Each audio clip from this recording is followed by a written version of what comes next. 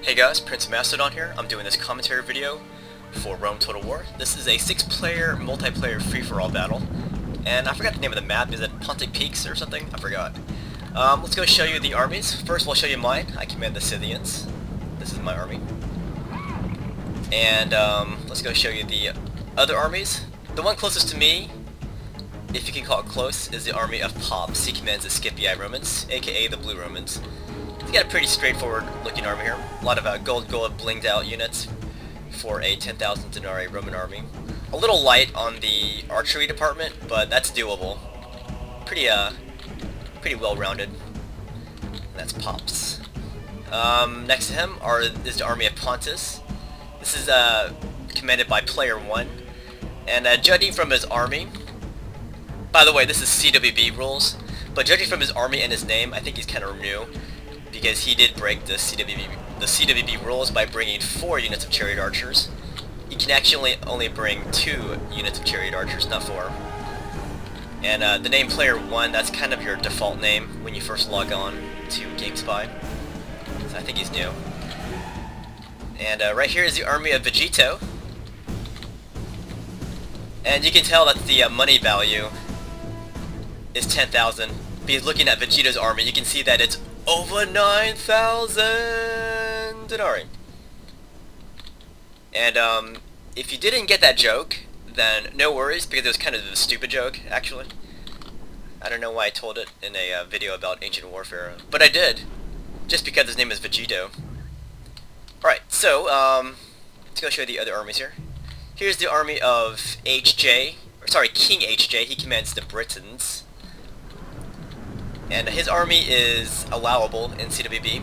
You'll see that he has a lot of chariots, but most of them are heavy chariots, and 2 of them are British light chariots. So they're not the same type of chariot units, so that army is allowed in CWB.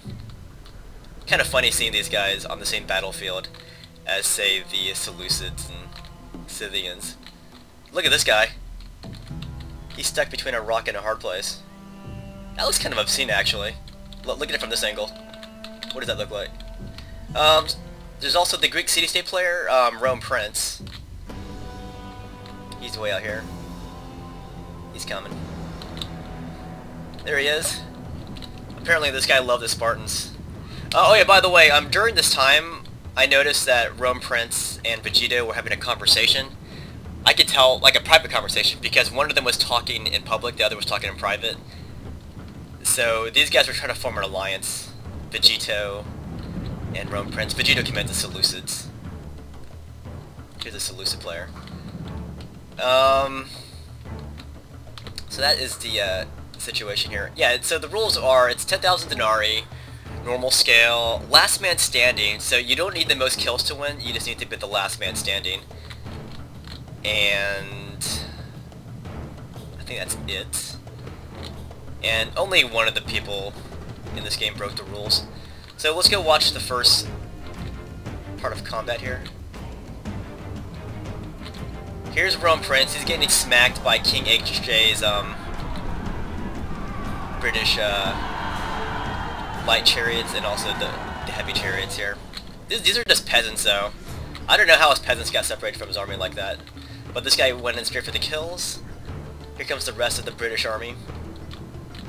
Pretty intimidating looking. And look at his chariots running down its own men. Looks like they're doing ab exercises.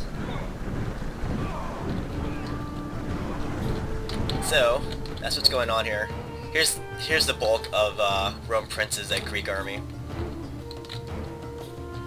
And back here we have player 1 of Pontus using his chariot archers to shower these Greeks here. So right off the bat, the Greek city-state player is getting smacked from 2 sides. We got the British on one side and the army of Pontus on the other. And you can see that Vegito is going up the hill. Meanwhile, the SCIPII, Pops, and myself are inching towards combat here. I'm in the background using my Scythian army. And as you guys know, I like to call it Scythian army, just because the Greek spelling has Scythia spelled with a K, and I believe that has a hard K pronunciation in Greek. But I guess in English the correct pronunciation is Scythian. But I don't want to be pretentious, so I just call him Scythian. So, Greek city-state player, RomePrince. He's forming up his troops for battle. You got all these slingers out here. These are the fastest slingers in the northwest. And look at this. Despite Vegito and RomePrince having a secret alliance, they start to attack each other. And I think the problem here is that Vegito had his men on auto fire, and because they're not automatically aligned, that means these archers will fire automatically unless you disable fire at will mode. I'm pretty sure this guy knew what he was doing though, because he's still firing. You would think he would have caught that by now. So now the Greek city-states, that's RomePrince and Vegito, are going to fight each other despite their secret alliance. And I knew there was a secret alliance because I saw these two chatting with each other. Like, one of them was chatting in public, the other was not. And then plus they had this huge argument about, hey, why'd you attack me? We had a secret alliance. And they were going on and on about it for like five or so minutes. So Vegito has no choice, and neither do the Greek city-states. They're going to fight each other. And meanwhile, since the Greeks left, that means the British and the Pontic army are now within proximity of each other. Oh, by the way, you can tell from the top right of this replay that this battle is long. It is very long. The enemy warlord is dead. Oh, there goes the Slain by king your brave of, or the warrior. general of KingPrince. But yeah, I will have to edit this video heavily. You guys know I hate doing that, but because this video is so long, I have to edit it. I mean, I'll show you all the action, but there's a lot of movements that I'm gonna have to cut out. And I'll just explain what happens when I cut out those pieces. You'll see though. I'll do like a little transition effect where you can see that the video is being cut a little bit. So yeah, the Greek city-state player loses his army for the most part here. They're all routing, all the Spartans. But he does have that one peasant unit out here somewhere that the British player was attacking. I don't know where they are. Without the mini-map in the replays, it's hard to see. But anyways, now it's the British taking on the army of Pontus. Pretty epic. This huge chariot confrontation. But right away, KingHj throws in his heavy chariots right into player 1's archers. And Pontus is going to retaliate by throwing in his light chariots. But light chariots versus heavy chariots, it's going to go one way. So this guy's going to activate his heavily upgraded Cappadocian cav. So we had this huge fight in the making here. Look at those heads. Not really a good time to lose one's head. Well, actually, it is. If you're throwing it at the enemy. That looks like turds being thrown, doesn't it? The enemy warlord shows his worth. It's a very messy looking fight. Any of our warriors Not really a historical confrontation though, having the Brits versus the army of Pontus. So yeah, look at KingHj is KingHj is pretty much just mopping up player 1's Pontic army here. Look at that. But this guy's getting all these excellent kills, but it's not scored resolution, so the kills don't really mean anything. But it does mean that he is taking out this threat with very few casualties to himself. Well, these guys are celebrating. They killed the army of Pontus. Alright, so that's that. Seleucids are on top here. They killed the Greeks. And KingHj is pretty much taking out the army of Pontus for the most part. Look at that, I can't even see their faction emblems because they're so far. So yeah, the army of Pontus is in full retreat. So back to my side of the battle. Right now I'm trying to harass Pop's Praetorian Cav. I want to lure his Praetorian Cav towards me so that I can surround him with my Cav. So I'm using my horse archers. And the Scythian army here. If you guys have ever read the accounts of Herodotus, who actually traveled east, and even the accounts of Thucydides, you would know that the you know, the stereotypical Scythian army, or Scythian army, was primarily mounted horse archers. Like, I think they both said that your typical Scythian army is all horse archer. But later on, you know, they added more components to it. And there was also a shock contingent too, but like, let's say the foot archers I have in my army here, like Diodorus Siculus records that at some battles, that there would be more foot archers, well, I mean like more infantry than there would be like cav. Like, you know, the Scythian army would fluctuate. It wasn't, you know, one standard army, but typically it would be mainly cav. And regarding their shock contingent, these guys, the Scythian nobles, these were basically very heavily experienced, well-trained, well-armored troops, all commanded by local princes. So that's why these guys are called Scythian nobles. And the foot archers here, they would be primarily like the lower class, like, you know, the more, I guess, less, you know, well-to-do, I suppose. Less fortunate, whatever. But yeah, they would be on foot.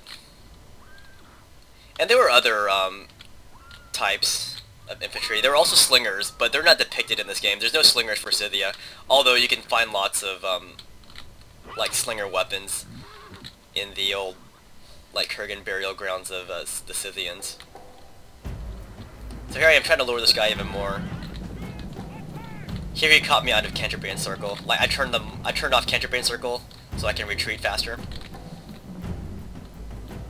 And there were some other weapons too, like there were swords, there were also axes.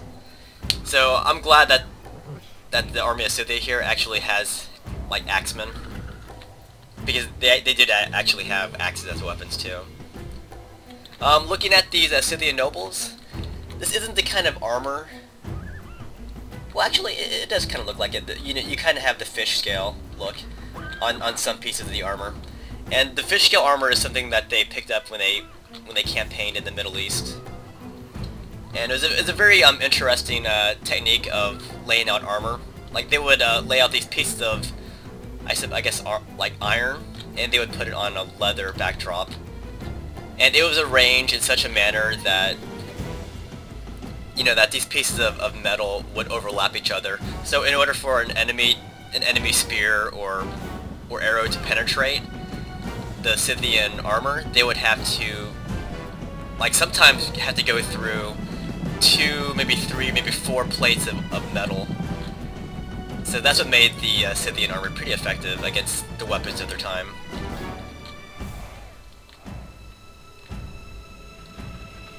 Alright, I'm still harassing this guy. And I think during this time, Vegito and King Prince were still arguing about who backstabbed who. But yeah, in a free-for-all, like, don't trust anybody. Like, seriously, it's a free-for-all. Especially at the beginning of a game when everyone's still healthy. Here comes KingHj, bringing up his pretty awesome-looking armor. Army, sorry, blah blah blah blah.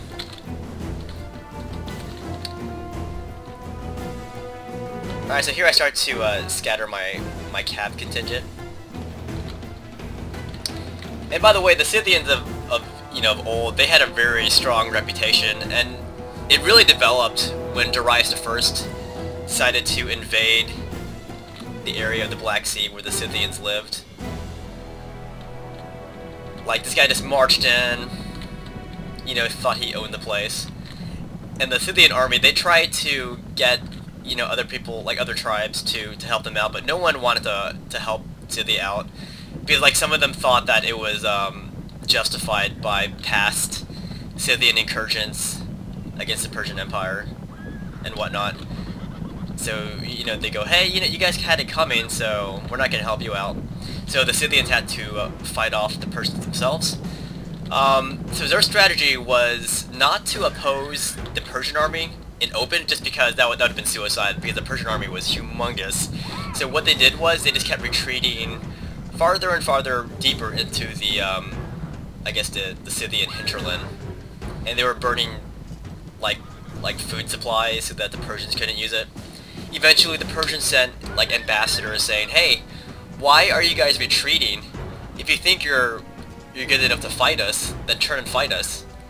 Otherwise, if you concede that you're weaker than us, then you should submit to your ruler Darius I and give us, you know, gifts of earth and water to, you know, show that you have submitted.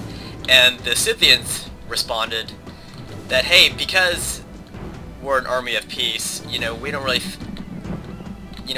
know what's going on here. And also you'll realize that we don't have cities or, you know, any areas of great cultivation. So we have no need to protect our land here. But we're still not afraid of anybody who attacks us, as you guys know.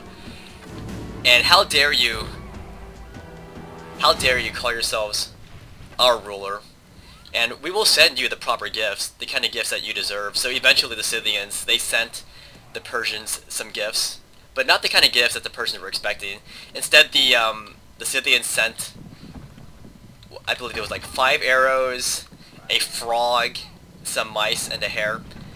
And at first the Persians, you know, they interpreted this as being a sign of their submission because, you know, mice live in the earth, and also that frogs live in the water. So, you know, they thought that it was a sign of submission. But what it really meant was that if you Persians don't run away like mice or like the frogs and whatnot, then you will be buried under our arrows. That's why they put arrows in their gifts to the Persians. So after that incident, the Persians started to, you know, follow the Scythians even more, but slowly but surely the Scythians were destroying the Persian army with skirmish tactics. So eventually the Persians had to leave, and because of that, it was thought that the Scythians were invincible.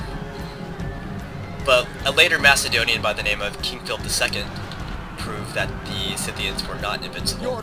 But look at this. Here I lost all my cav here. I gambled on my abilities to surround his Praetorian cav before his urbans can get there. The problem is that he had his archers on high ground, kind of. And his urbans did stay close. And his Praetorians were strong enough to hold their ground, so I lost all my cav there. It was kind of a setback. Actually, I'd call it a major setback.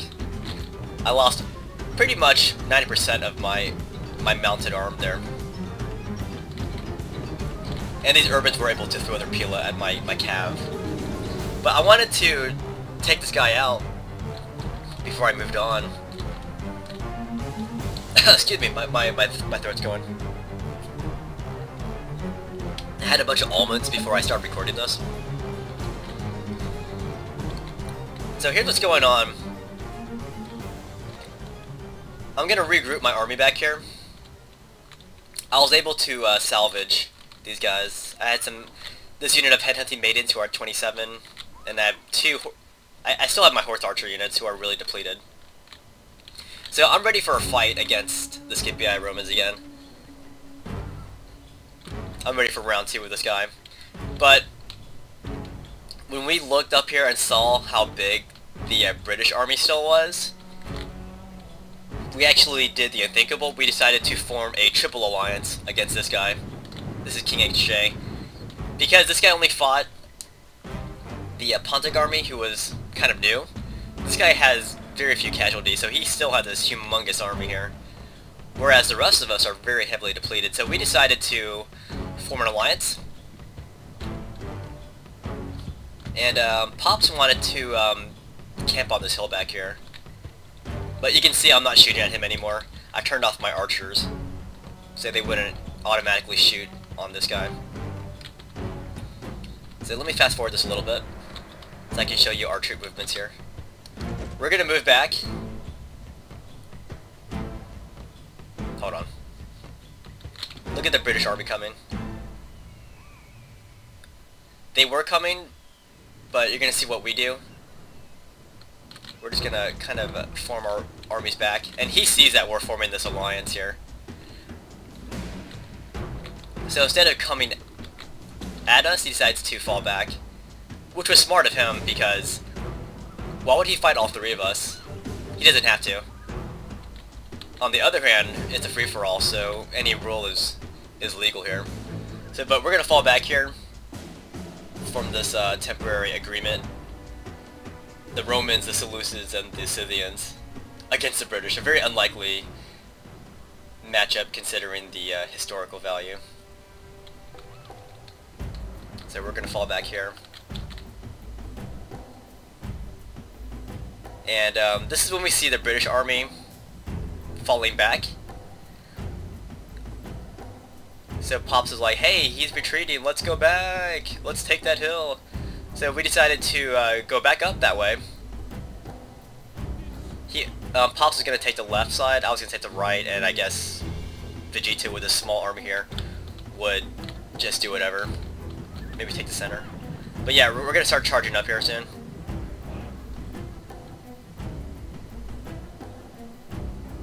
And look at the British army in full retreat.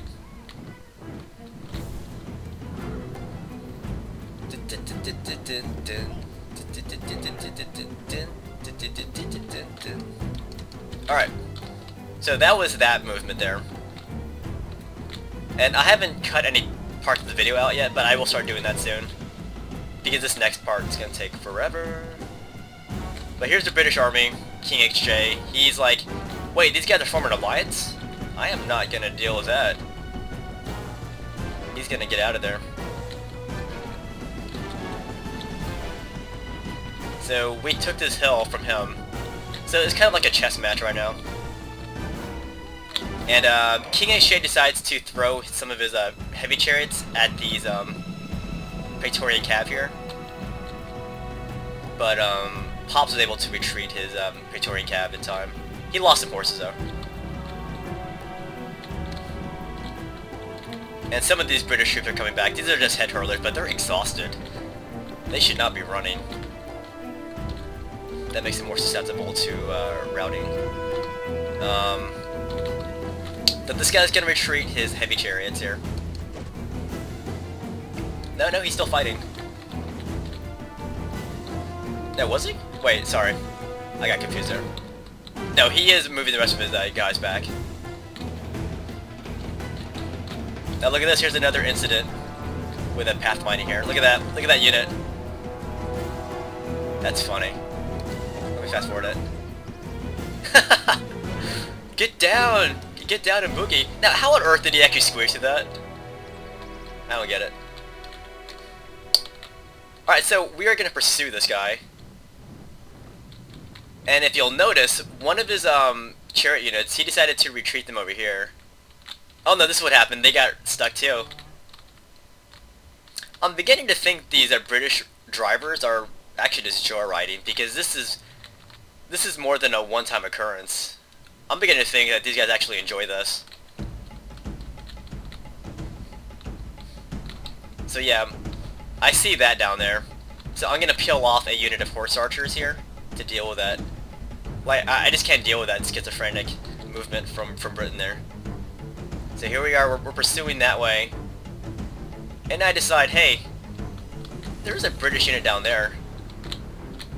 I need to score some kind of kill against those Britons, just to let him know that I too will fight him.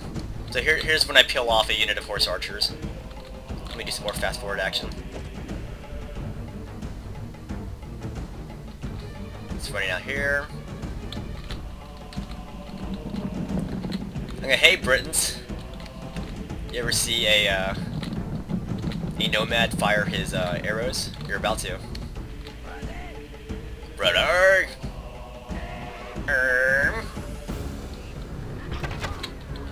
So yeah, this guy doesn't see this back here. I'm just gonna shoot these guys. I feel safe doing this, because he's not even responding to it. Oh, there we go. Boom! That was awesome.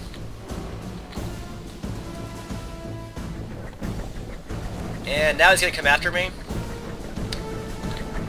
But I think it's too late now. I'm just gonna retreat. Fight in the step tactic way. Skep tradition. That was a really cool close up there. Get it?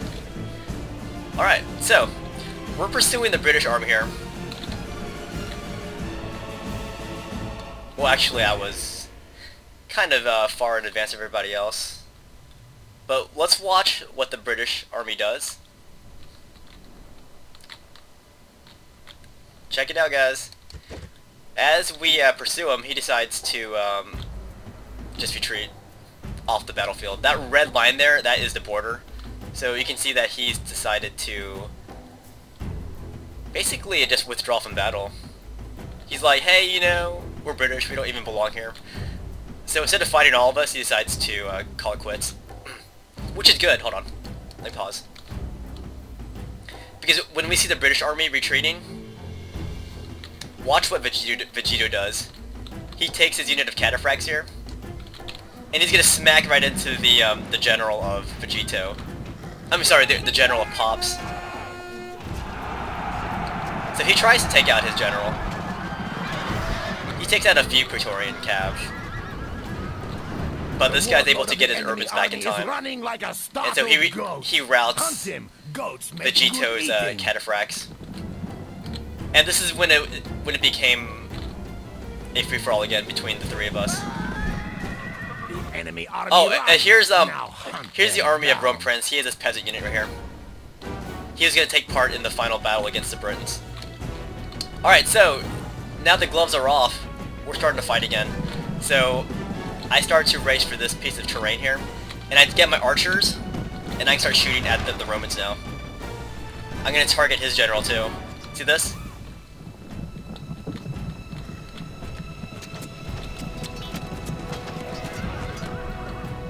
RomePrince was saying, you know, not to attack him at this point.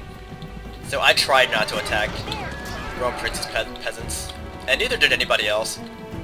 Sorry, I'm showering the Romans now. This is the fight I wanted to happen at the beginning, but because the Britain army was so strong, we formed that temporary alliance, so now the battle between me and Rome can resume. Pretty much unmolested. Watch this. I stole close to the peasants. I don't even touch them. See that? I don't touch them at all. But because I'm in close proximity, they rout. And I did not mean for that to happen. But in retrospect, it is a free-for-all, so it happens. Alright. Here I was trying to take out the guys. I was trying to take out Pop's Roman archers there. In the process, I got hit by the urban cohort's Pila. So I was using my cav to do that. I still have my foot units on the side of the map. And I'm just gonna blast these Romans. Roman army is really healthy, by the way. They still have their 3 urban cohorts. All at full strength, see that? 42, 42, and 42. His Praetorians are kind of depleted from the, first from the fight against me, when I engaged his Praetorians with all my horses. And then he lost maybe a handful against the Britons and the Seleucids, but not much. And as I was retreating, I had to kill these peasants because they were in the way. I wasn't really retreating, I was trying to maneuver. Gosh, I can't talk. Here comes the Urbans, they're trying to chase my headhunting maidens. Okay, in regards to the female warriors in Scythia, they did fight alongside their men as equals. I'm not sure in this kind of capacity as axe-wielding mounted, you know, warriorettes, but they did fight alongside their men. Alright, so this is the army of Vegito. All he has left are these 36 Silver Shield Legionnaires. I believe they have gold attack upgrades. So yeah, these Urbans are advancing with impunity against me. And I've only taken out, what, two of them? It's hard maneuvering when your archers are very tired. But I'm trying to set it up where I can shoot them from all sides. The problem is this guy still has his archers and Praetorians attacked, so I want to kill his archers and Praetorians. So here comes my maiden, going in for another strike here. Unfortunately, I get hit by his Pila again, so I can't engage his Praetorians yet. And here I lose my horse archers there.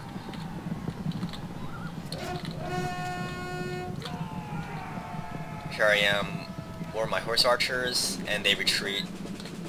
Actually, they rout. So here comes Vegito with his Silver Shield Legionnaires. He's gonna come up here. I'm gonna watch this with interest, see what this guy's trying to do. And if you'll notice, my horse archers here are retreating. They're routing, I mean. But one of them actually stops routing here. Eventually. There you go. This unit here stops routing.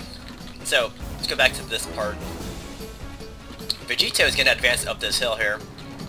At this angle, and because of his fatigue level, there's really no match for what's in store for him. So he advances up here. I know these are just Roman archers, but he still has his Praetorians attacked. So I have to help out Vegito here. And by helping him, I'm helping myself. I think RomePrince later says that Vegito was a one-army man, like he was destroying everybody, but I don't think RomePrince saw me do this. I attacked these Roman archers from behind, and I rout all those guys at once. But RomePrince thought it was the Legionnaires who did all that, but it was actually me who attacked those guys from behind. So just like that, I take out his archers. Here's the general of Rome. He's still by himself. I want to kill him though. And as I'm retreating from these urbans, I am shooting them from the flanks now, where they're vulnerable, with my foot archers. See this? And I put them in tight formation so that they were easier to maneuver. Since there's no more archers to worry about, I'm safe putting them in tight formation. So now I have this guy where I want him. Although my guys are fatigued, so they can't run away as they could. And look at that, Vegito kills the general of Pops with his Pila. So no more Roman general. Now it's just a bunch of scattered urbans. But they're very healthy though. Although I have brought them down to 50% each. Except for this unit, which is at 34, that's more like 40%. So I see these Roman archers, and I'm gonna chase them down and kill them so that they don't come back from routing. At this stage of the battle, any unit that stops routing can be helpful. So I want to kill them before that happens. This guy's gonna form into Testudo, because he sees that all I have left are a bunch of archers. But using my my hit and run skirmish tactics, I have brought these urbans down considerably. This one's down to 26, this one's down to 18, and this one's still 34. And, you know, I thought Vegito was still gonna be assisting me, just because I think this guy still has the edge, just because I have to maneuver to use my archers, and my archers are exhausted. See that? Exhausted. Exhausted. They're all exhausted. So they can rout immediately.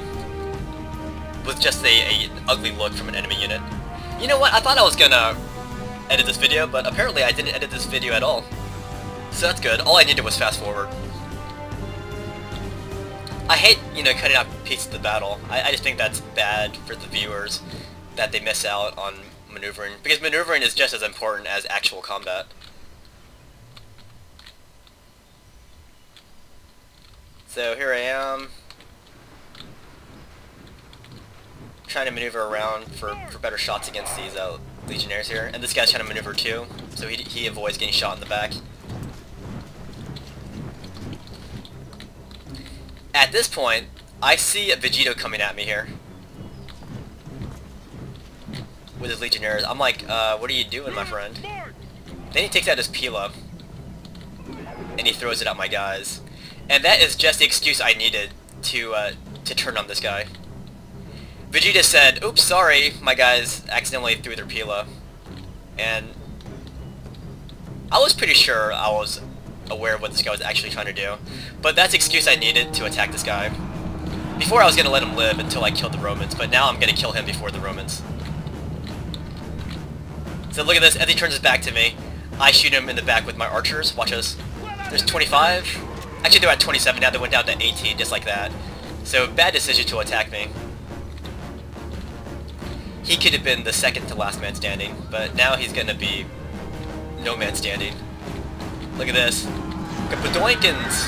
The enemy flee Dead. from the field like frightened ghosts. So now Hunt them down and that the slay Seleucids them are dead, I all. can actually focus on killing this Roman player here. And this is when I bring my horse archers back. If you notice, I walked them up here because at the foot of the hill they were winded, so just by walking them up here, they were able to recuperate back to fresh levels. So let me fast forward this a little bit. I'm going to start to maneuver my archers around, and also my mounted archers. Now, this guy's at my mercy. These are my horse archers. And with these guys, I can maneuver really easily, especially since they're fresh. There's only 8 men, but at this stage of the game, since everyone's depleted, 8 men is quite a lot. So here I'm shooting these guys from behind. Step tactics.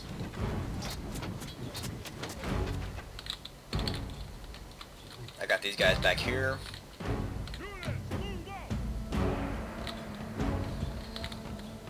And my headhunting maidens, they're winded right now. Archers, they're all exhausted. I tried resting them as much as I could, but they would not change their fatigue level. I guess they're out of shape. You would think they would have access to a bowflex, because they were bowmen. And I know that joke was stupid, but that's your fault for watching my videos. You know I give bad jokes. You know what? I might even give another bad joke soon. Alright, so here come the Romans in their turtle formation. But really there should be 4 of them. Leonardo, Donatello, Raphael, and Michelangelo. Alright, there you go. I'm done with the bad jokes. Alright, so this guy decides that if he keeps staying in testudo formation, he's gonna die. So he breaks out of testudo formation and he catches these archers here. And I knew it was gonna happen, but because they're exhausted, I couldn't run away from it.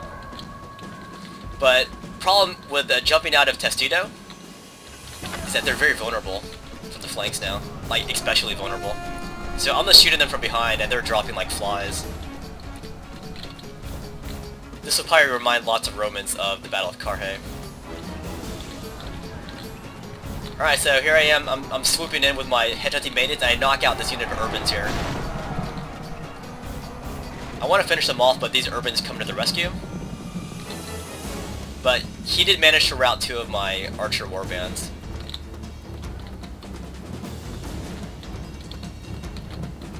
Look at these guys.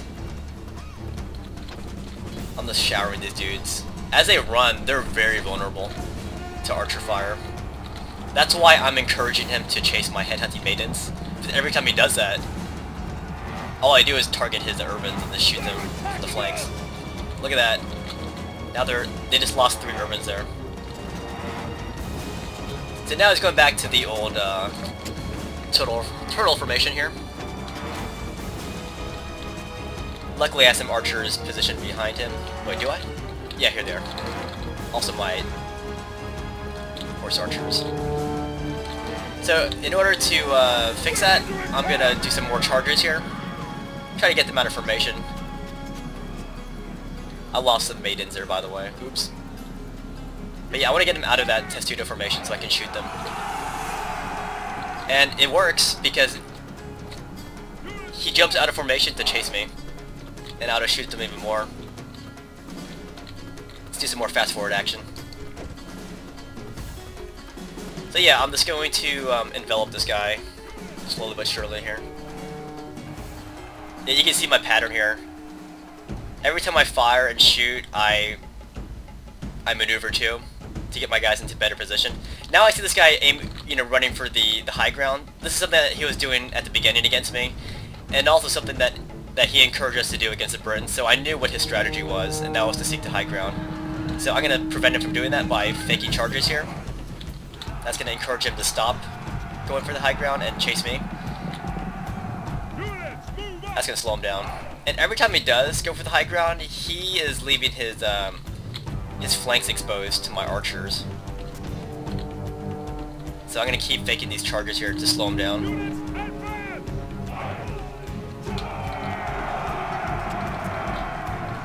And that'll keep him exhausted. Let's do some more fast forwarding. You saw my tactics there. So now I'm using my horse archers. My horse archers are still at like 50% missile supply, so I was able to conserve their ammunition really well. I'm making every shot count, because at this stage of the game, every shot should count before you run out of ammunition. Look at this, using my horse archers here to shoot them at point blank here. Boink. Speed it up. Oh! Ouch. Ouchers. But yeah, there's ways to manipulate a guy to turn around. See, right now he's facing in all directions. There's still some separation there, so I can shoot these guys too. Let's watch it up close. Now he turns them all this way. I go back into Vegito. And you can see what I did with my horse archers. I circled back here to get him to face this way again.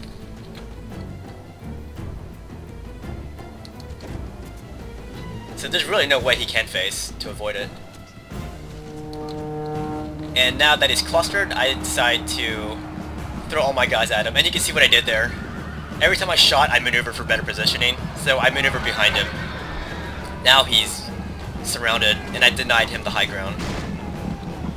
So shoot and scoot at Scythia, or Scythia, however you like to pronounce it.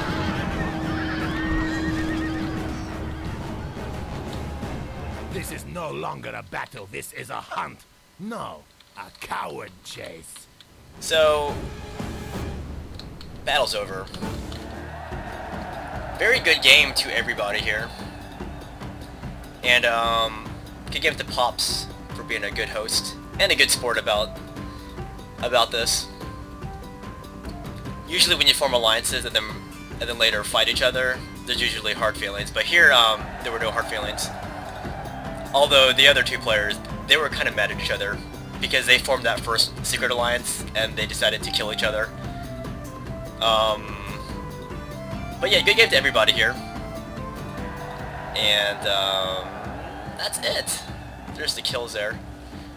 You can see KingHj got most of the kills, and that was from killing the Pontic army. He got tons of kills from doing that.